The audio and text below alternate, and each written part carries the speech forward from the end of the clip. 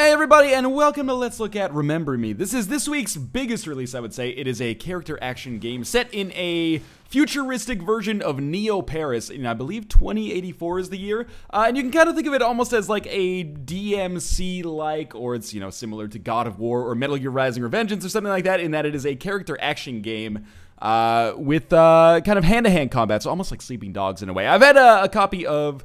I'm playing the Xbox 360 version, by the way, but I've had a copy of Remember Me for probably about a week now, and that's been enough time to formulate some interesting thoughts on it. As you can see, I am only 38% of the way through the game. This is quite a long game, at least by character action game standards. Remember, DMC was somewhere in the range of maybe 8 hours. Metal Gear Rising was 4 to 6. This represents about 5 or 6 hours of play at 38%. So there's definitely more meat here. That's both positive and negative, as I feel some of the missions can tend to kind of drag on, and the story doesn't necessarily have the merit to kind of hang up under that weight, but there's a lot of things I like about Remember Me as well. We're going to load in, and I should be able to load any episode I've played, so I'm going to go a little bit further back in the game in order to possibly avoid giving away some spoilers here. So maybe we'll go with Macro Wave. I can't really remember what happens in this mission, but that's okay. And we'll play on Errorist Agent, which is like the medium kind of mode that we're going to have to deal with here. So, in Remember Me, you start as a character named Northernlion, and basically you are a memory hunter. We live in a post-apocalyptic world where kind of a futuristic version of Facebook has basically monetized the idea of memories. So, basically, people give them their memories, and then they kind of control them, or I don't really understand. Sometimes it seems a little bit half-baked. I'm going to let the cutscene go on here. There should be subtitles. The risks Tommy and Edge have taken to free me have got me feeling troubled. Now they want me to punish Neo Paris's privileged few. Edge talks about a clandestine mission to be accomplished in the heart of the Saint-Michel Comfortress. About a brutal wake-up of this high-security district, making it fertile for the seeds of revolution. And why not? Though his fight is legitimate, it's his friendship that has been clinging to my drifting thoughts. Why did our enemies erase my memory? Am I really that dangerous? In my chest, my throat, on the tips of my fingers, I can feel the throb of the power that scares them so. It scares me too. The power to take what someone is, their memories, and bend them to my will. To rewrite their history. To play God. The mere thought sends me reeling. If this ability really is the core of who I once was, then I must relearn what has been taken from me. I must master this talent.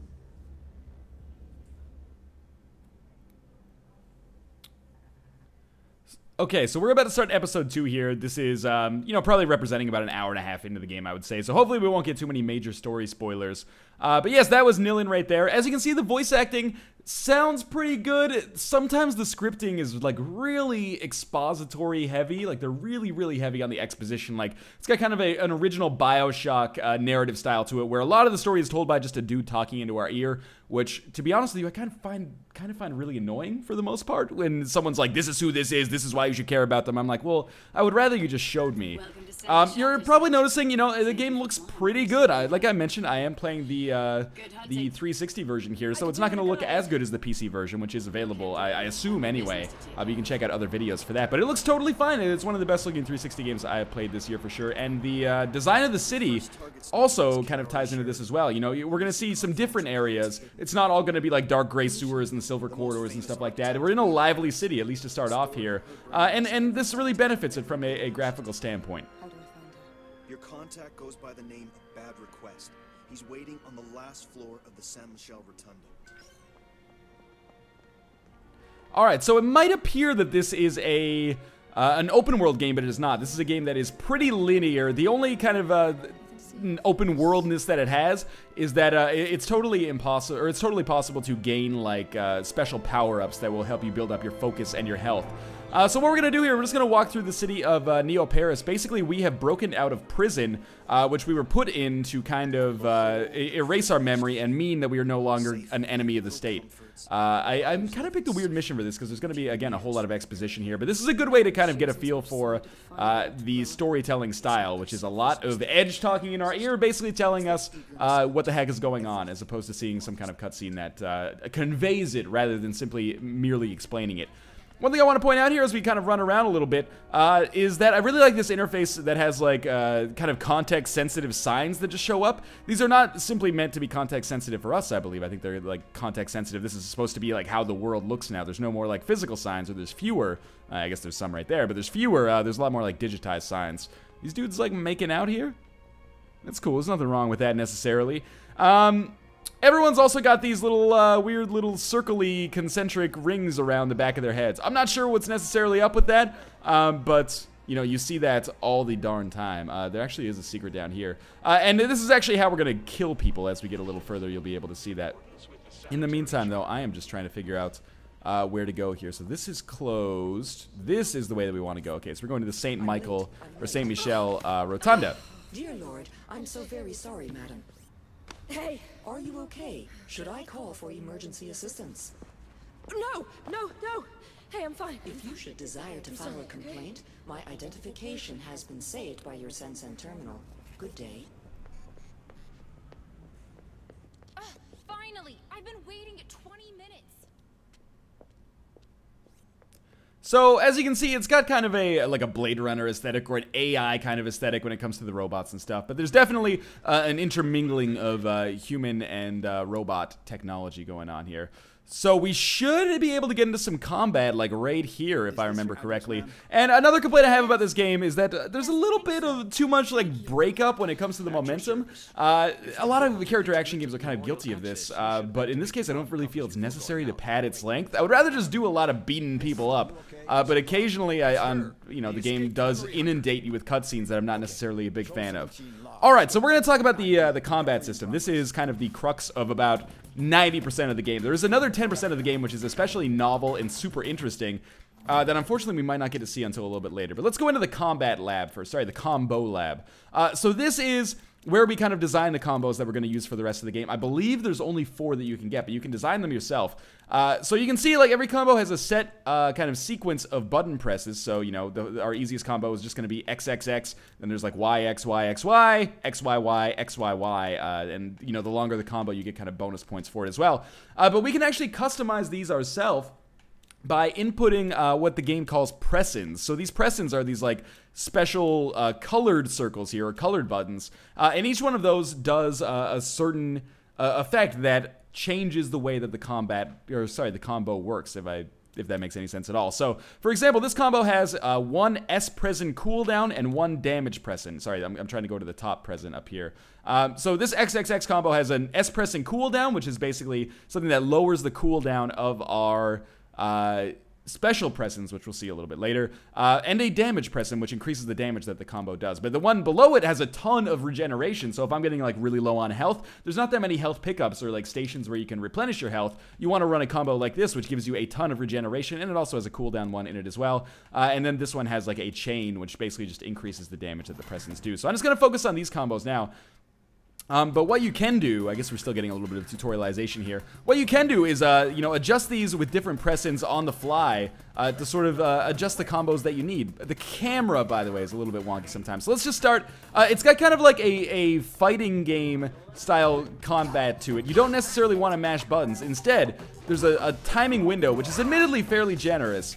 And you want to press the buttons at exactly the right time, in exactly the right sequence, to execute the combo with the press-ins. So I just keep using XXX here. Let's mix it up and try the Y, X, Y, X. Oh, we can dodge effectively there too. Y. Oh, okay, well, 1 second. Sometimes I get a little bit flustered here. Let's try this again. Y, X, Y, X, Y. There we go. We've executed the whole combo there. So these guys are going to be a little bit tough to beat up, but they shouldn't be too bad. Generally speaking, the combat in the game has not been super difficult so far. Then again, I am playing on the normal mode, so I kind of botched that a little bit. We actually don't have S presents yet. But those will become extraordinarily important as we get later and later into the game. So let's just beat these guys up the old-fashioned way. They should die pretty quickly. I should be using my 6-hit combo, but you know, there's a trade-off. Yes, I am aware. But there's a trade-off, like, you know, the 6-hit combos are really good, but they're also very difficult to land, as you can see here, because I keep getting interrupted halfway through, which is kind of a complaint that I have. It makes it kind of difficult to get into like a flow state where you're really kicking the shit out of people with these huge combos. The other thing is that at this level, my 6-hit combo is probably, yeah, far too strong, and I won't actually be able to execute the whole thing because I'll be killing these guys too quickly. But that's a pretty good kind of example of representation of how the combat works, is maybe the best way to put it. Now, you know, it wasn't fair to say that the combat was 90% of the game. I'd say the combat is like 60, and then there's also 30% platforming. Again, I'll talk about that other 10% a little bit later. But there is also about 30% platforming, which very much adheres to the Assassin's Creed or Uncharted style of gameplay. So, you know, it's derivative. There's no question about that. But at the same time, it totally works. And the game actually doesn't really make any bones about being like, this is going to be hard. It basically just gives you the kind of... again, context-sensitive clues as to where you go. And by clues, I mean big red or big yellow fuck me arrows here, or chevrons, that basically tell us exactly where we should be going at any given time. So this should be able to give us some health here if we want it, which I do. I used my regen combo a lot there, but, you know, it never hurts to have extra health. So we should get into some more combat. Right here, we may actually be introduced to S-Presence here, which would be awesome because these actually do become a very major part of combat as you move forward in the game. The game definitely compartmentalizes. Yeah, we are going to have an S-Present here. The game definitely like compartmentalizes and slowly gives you your special abilities as you move further into the game. So it's not like you have the keys to the kingdom early on. And that goes for the combo lab too. You start with just 1 or 2 combos and then you work up from there. So I'm at 4 now, but I don't have enough presence to really make that 4th one and still keep my other ones intact. Anyway, so we've unlocked one special S-Present. There's other ones you can't see right now, but there's like one is a disable, one will turn robots to our side so they like attack enemies instead of us. One blows people up. Oh, we have a controller issue here. That's okay. So yes, what I'm going to do here, this is just using the left trigger and then the analog stick, is we can use Sense and Fury, and what this will do is basically allow us to completely ignore everything I talked about earlier. Oh, and just mash buttons here. 1 second, I'm going to use the power of editing, and I will get some... Alright, I have returned. As I was saying, the Sense and Fury basically allows us to just mash buttons as much as we want, and we will start doing increasing damage based on the number of hits that we're able to get in before it actually enters, before its effect wears off, if that makes sense. I'm just totally mashing buttons right now, by the way, while I talk. Kind of hard to, you know, be present in the moment with your combos and like accurate with those while you're talking at the same time. But in any case, now you can see the effect of that. Oh, we can overload him, which is kind of like an execution style kill here that gives us extra PMP. I don't know what that stands for. I usually just call it pimp points. But anyway, you only get the extra PMP on your first playthrough as well. We got another series of combat to go through here. But yeah, you can really see how those cooldown, the purple presents really help us out. Because they drastically lower the cooldown of our S-Presents, which are going to allow us to effectively deal with enemies more quickly or in a more expedited fashion, which is really important because you actually do end up dealing with crowds almost exclusively in Remember Me. It's very rare to end up dealing with like single enemies. Like powerful single enemies are not the currency that this game trades in. It trades in, you know, having a number of enemies on you at any given time. Later, we will actually get like a projectile gun that also sort of doubles as a shotgun. But for now, I'm just going to focus my strategy around like kind of getting these cooldowns off so I can kind of be more or less invincible and uber powerful by abusing this kind of Fury Present, which is actually working very effectively for us. So yeah, these S-Presents become exceptionally important as you get further and further into the game, and using them tactically is definitely a necessity if you want to avoid dying a lot. I saw a lot of reviews for this that came out earlier this week, basically saying like, oh, the combat's too hard, the combat's too hard. I think that's crazy, quite honestly. I have found the combat very, very easy so far. And I'm not trying to say like these reviewers don't know what they're talking about. I don't know if maybe they're playing the game on the hard mode or something, but on normal mode, I've died. Yeah, it's not necessarily a rarity to die in this game. It's not, you know, Purple Place on Windows 7 easy or anything like that. But it certainly is not, you know, on the level of a Dark Souls or something like that, at least in my experience so far. So, you know, there are some platforming-based puzzles that we are going to have to deal with as well. This is one right here. I like the way that these are kind of integrated into the environment. I'm not sure if these are actual real ads. That one for Kaori Sheridan definitely is not. But we should be able to just get out of here quickly enough. Oh, the other one isn't as well. That's for a boss fight that we'll have. So, the platforming sections are fine. I wouldn't necessarily say they're particularly strong or particularly weak. They just work, basically. But my major complaint is that, you know, we're about 15 minutes into this, and I haven't really taken my time. Like, I've been speeding through things as much as I reasonably can. But that being said, these missions end up being super long. Like, each one of these episodes has a tendency to be in the hour to an hour and a half range, and although that might seem like a positive, it's actually kind of a criticism of mine, because by the time a mission is like halfway through, I'm tired of it. I prefer when games leave me wanting more, as opposed to kind of leaving me bored. I mean, there are people on the other side of that that are going to be happy that this is a long game with long missions, because it means, for them anyway, they're getting more of their money's worth.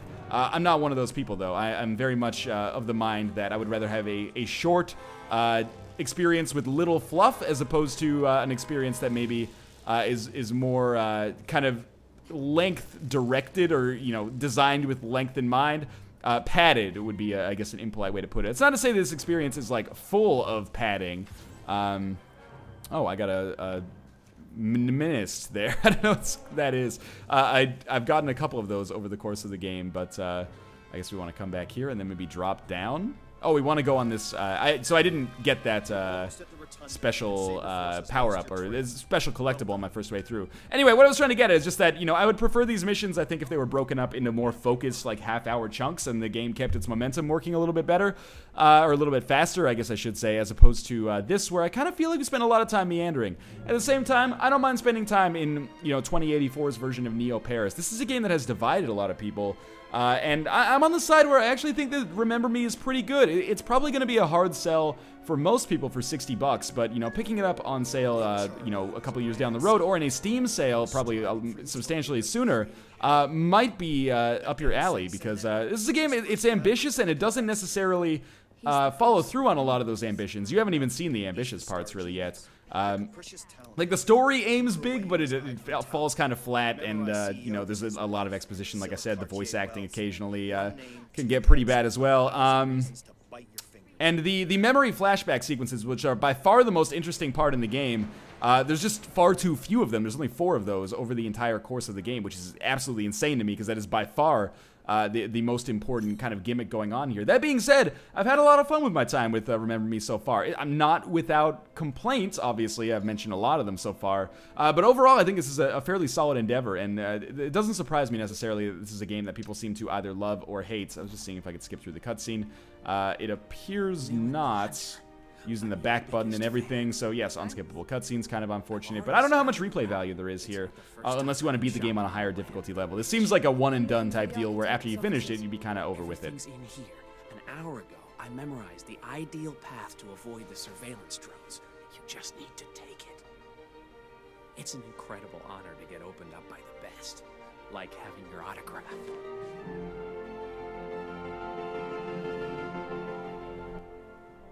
So this is kind of a cool mechanic. We can actually steal people's memories, and we'll do this to both allies and enemies. And but the problem is, it's just like totally scripted. It would be cool if you could just steal enemies from, like, or steal memories from people on the fly, and then use that to accomplish. It would be like a detective or something.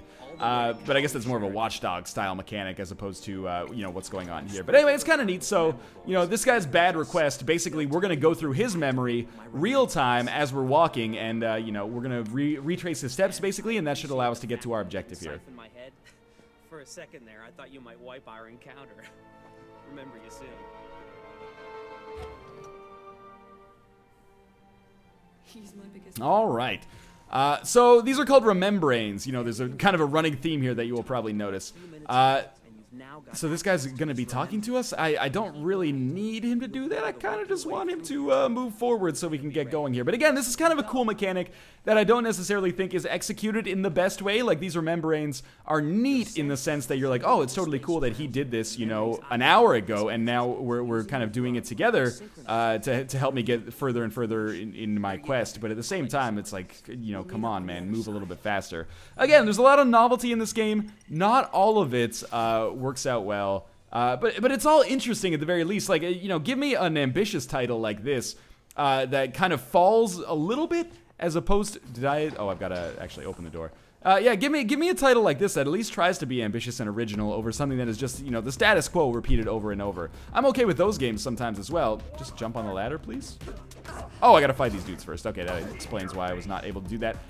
But yeah, there's something to be said for, you know, admiring originality. And this game definitely strives to do something at least a little bit new. There's times when it's by the numbers-ish. Oh, I can overload this guy. Good. Like these execution-style sequences, you know, it's pretty much the same as something like God of War or something along those lines, or, you know, DMC as well. But, you know, at the same time, it's got some interesting ideas. Again, I don't know, don't take that as my recommendation that this is necessarily worth a $60 purchase for everybody, but it's neat, is maybe a better way to put it. Sometimes the platforming sections can be a little bit frustrating because the camera doesn't necessarily always play nice, but my major complaint about the game is largely, A, not enough memory remix sequences. I don't even know if I can, like, quick go to a memory remix sequence to explain what it is, but basically it's kind of like a puzzle where you go back in time, and it's like Ghost Trick, actually. You're trying to, like, alter the environment in order to create some kind of result that you want. Like, maybe this guy and his wife had an argument. You want to, like, alter the memory that he has, so in his memory he believes that he killed his wife. That sounds very confusing, but it's actually not that hard to explain. Maybe, like, he had a gun and he was pointing it at her, but he didn't have any bullets in it, so you gotta, like, create the conditions where he feels compelled to put bullets in it, or, you know, there's a terrible accident or something like that. So if you just jump backwards onto this, that would be fine by me. Beautiful. So yeah, those are by far the most interesting sequence in the game. I encourage you, if I don't get to a point, because again, there's only 4 of them in the whole game. If I don't get to a point where I show off one of those, go find one on YouTube and see if that's up your alley, because they're totally interesting. The only problem is, over the course of what appears to be a 10 to 12 hour game, there's only 4 of them from the reviews that I've seen, which is real silly, because that's, like, to me, the entire crux of the game, basically, is the idea. Oh, I should definitely sneak by these this way instead. That's the entire crux of the game. It's by far the most interesting part, and to kind of not... there's something to be said for not, I guess, shooting your wad too quick. Like, just giving 20 of those might have been a little bit overkill, but more of them would have been awesome. The fact that there's only 4 of them kind of, it's takes some of the creativity out of the game, and unfortunately doesn't necessarily translate to the most engaging experience, because we do just spend a lot of our time, you know, doing platforming and combat, which feels solid, but those memory remix sequences are definitely the star of the show. We're getting a little closer to the end of this mission, but I'll probably try to cut this video at roughly a half hour because I don't want to show off too much. Again, these individual missions have a tendency to be, you know, anywhere from 45 minutes to 2 hours in length. So I think this might be one of the shorter ones, and it does have kind of a boss fight at the end of it. The boss fights have been good. Again, it reminds me of DMC. Same publisher. These are both published by Capcom, but a different developer. Obviously, this is not made by Ninja Theory. Yeah, like, the boss fights are all interesting. They all have kind of their own gimmick, and it's not simply, like, beat up this guy until he dies for the most part. Usually there's some kind of, like, a puzzle that you have to solve, or a miniature puzzle you have to solve anyway. And I can't remember if we actually have a boss fight right here. We may indeed. This seems to me to be reminiscent of an area where we fought some people before. Oh, well, we're just fighting dudes. So, you know, here's the thing. It does get a little repetitive. You're never going to hear me say that, you know, Remember Me is a game that has a lot of variety in it. There's a little bit of variety, but it's mostly like if you're not in combat, you're probably platforming. If you're not platforming, then you're in combat, with the exception, of course, of those excellent little memory remix sequences, which I've mentioned ad nauseum. But, you know, the combat's fairly easy to exploit in my experience, especially once you get these S-pressing cooldowns. It does become more difficult, but every time you hit one of those S-pressing cooldowns, it takes 10 seconds off of the actual time. So, you know, you'd be forgiven for taking a combat strategy that really focuses on those, because it makes your life a lot easier. As you can see right there, that was pretty totally simple there. I think we go downstairs, or do we go up into this area? Oh, we go up into this area now. I really like these chevrons, by the way. A lot of people are probably gonna be cynical about them and be like, oh, well, it makes everything too easy because you're just, you know, following the arrows. Fine by me, because I grew up on 2D games. I think I have pretty bad 3D mapping in my head. So for me, the ability to kind of see where to go directly is a plus for sure. Especially due to things like that, even though it didn't appear like that made any sense at all. Sometimes you can honestly just press A and it'll kind of just like take you where you want to be, even if you can't see an arrow, which is, you know, again, fine by me. Oh, go the other way, please. The platforming is not necessarily the focus of the game. That's definitely the combat, but it is, you know, something that you're using all the damn time to get around. It works good. It looks fine. You know, it's very Uncharted-y or Assassin's Creed-y, and that's a-okay. It's not going to change the world. It's not the most, you know, original combat system platforming system I've ever seen, but it's okay. So we're just using this Remembrane now to kind of sneak past these drones. Drones are going to be a greater pain in the ass for us a little bit later on in the game, but for now, they're pretty innocuous, at least in our current state. So I'm hoping, where am I supposed to go now? Over here. Oh god, I got zapped. Yes, by pretty innocuous, I actually mean that they can totally kill your ass dead. But you know what? I think I might actually call it quits on Remember Me right now. One major complaint I have about the 360 version that I haven't mentioned as of yet is that the loading times are kind of killer. Like, after every death like that, you know, they're loading in a lot of assets, obviously, and there's no loading times that are visible between sections.